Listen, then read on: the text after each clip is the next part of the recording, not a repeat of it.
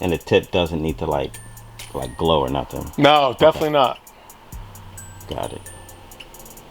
Yeah, the guys were like glowing in red, and then Yeah, I see the pin slip. So if it gets too hot, then technically you're heat treating it. Right.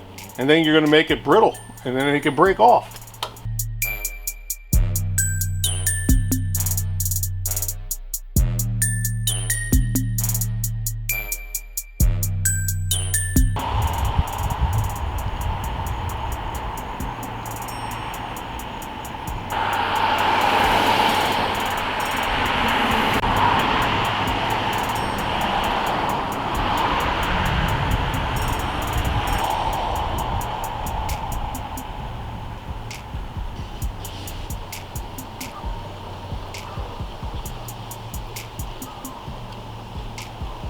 These are your pistons and rods for an LS. Okay. So what I've done first is mark front on the pistons. And I marked the double notch where the locking tabs go on the rod bearings. Okay. So when they're in the engine, we know which way the connecting rod goes from upside down. Got it. Which I will be calling you for my piston direction. They're marked. Okay. You won't have to worry. Well, don't the this part's supposed to be at a certain direction, right? Face forward. That's the notch. Got it. So you put your piston in the rod heater. You set your depth for the pin height of where you want it on the connecting rod, so it doesn't go too far. Okay. So after everything's marked and set up, this is your lock to set the pin depth. You preheat the heaters. Okay, so it is heated. So that was my heat next inside question. here. That was my next question. This is your adjustment of how far the connecting rod is going to go inside the heater.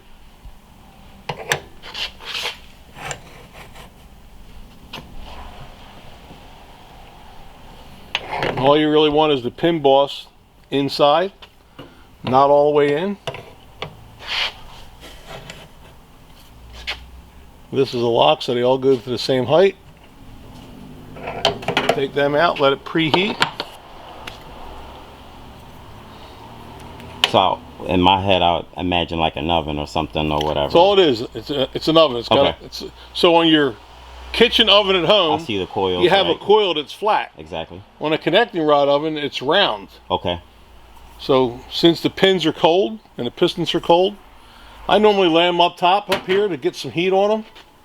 Because if the wrist pin's cold, they might not want to go in a connecting rod easily. So I kind of just warm them up. Okay. So wait for that to cycle once, and we'll. Now I have a question. It should be answered for like, guys who research on YouTube. For the guys who like take like MAP gas, yellow gas, and heat up the. Do you recommend that? I do not. Okay. Why is that? If you get it too hot, you weaken the rod. Okay. Or you can melt the rod. And bend it in some way. Bend it, and the pin will never go in. Got it. Okay. So that's why they sell rod heaters. That's what I came here. I knew you had something. So this is, how old is this machine, first of all? Well, I'm 40 years in business, so this is 40 years old. Here. So they still make the same exact machine from Summit.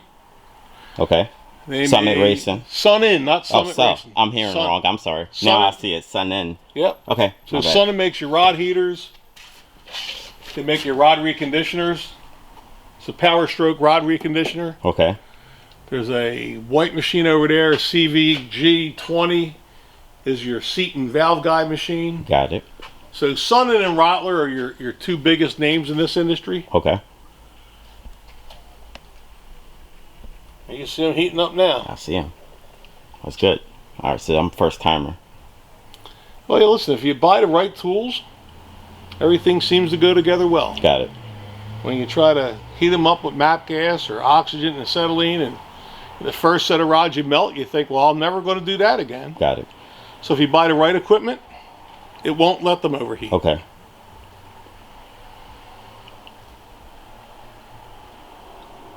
Now, you get a lot of the LS blocks, Dodge blocks, or... Yeah, here's a...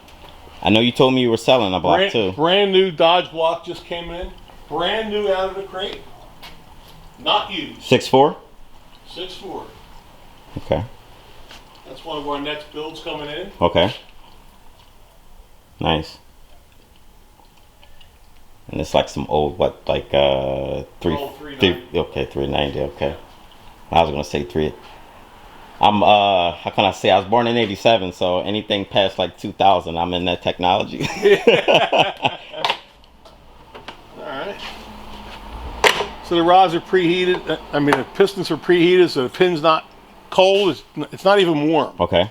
It's just room temperature, so it slides in properly. Now I seen a guy like he froze them a little bit. I don't understand. I don't understand why you would freeze it, because you're heating the rod. Right. So you want them to go in warm.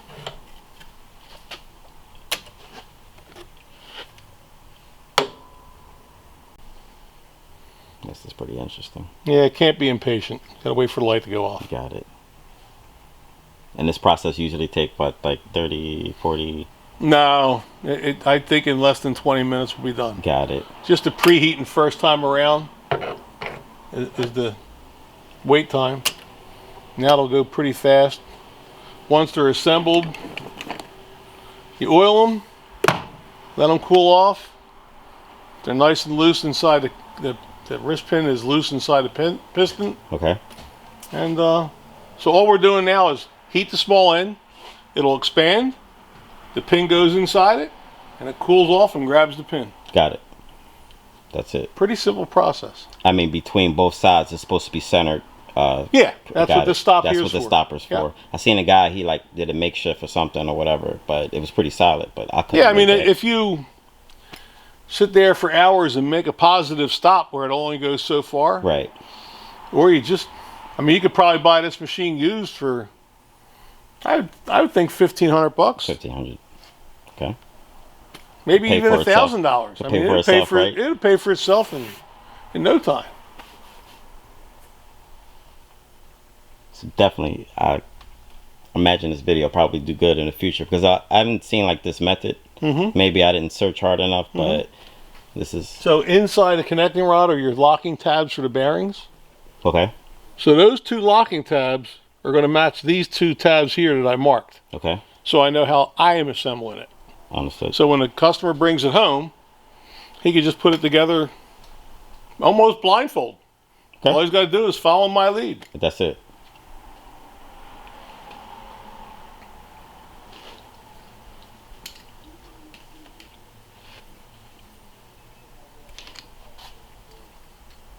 And the tip doesn't need to like glow or nothing. No, definitely not. Got it. Yeah, the guys were like glowing it red, and then I see the pen slip. So if it gets too hot, then technically you're heat treating it. Right. And then you're going to make it brittle, and then it can break off.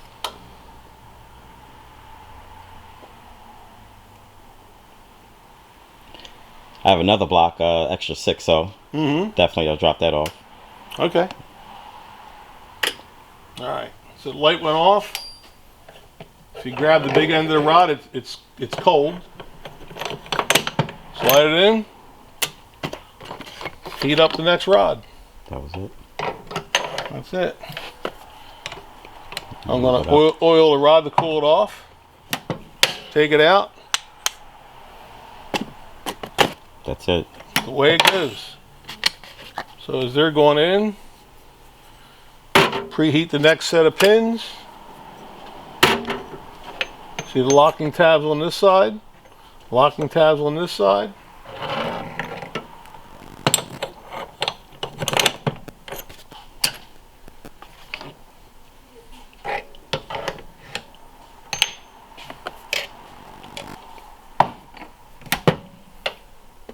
That was quick. Yeah, you do everything the same and nothing changes. Got it.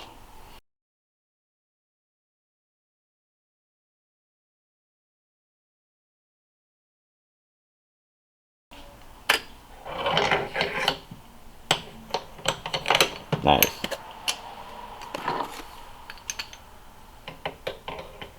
Anybody that has ever seen a Coke or Pepsi holder, they hold 8 pistons. Makes sense. And your cardboard box won't break. Okay. So what I do is I put that there. I take the customer's pistons and rods in here. It holds everything together and organized. And the plastic won't scratch your high dollar pistons. Got it.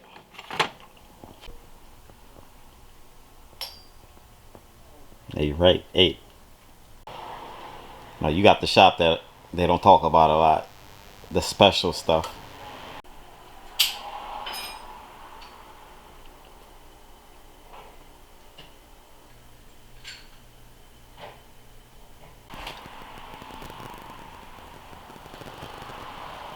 Alright, so it looks like we all finished. I can complete my build. So I put description where the shop is located. Well, I guess give them the address or back of your shirt. I got. Alright. Okay, that works right there. So got the information, phone number. Any questions, leave it in the comments, and I'll leave a direct link to the business itself, so that way you can make your phone call. And business is business. This is a good job. I like it, and I appreciate your help. Thank you. All right, so we out.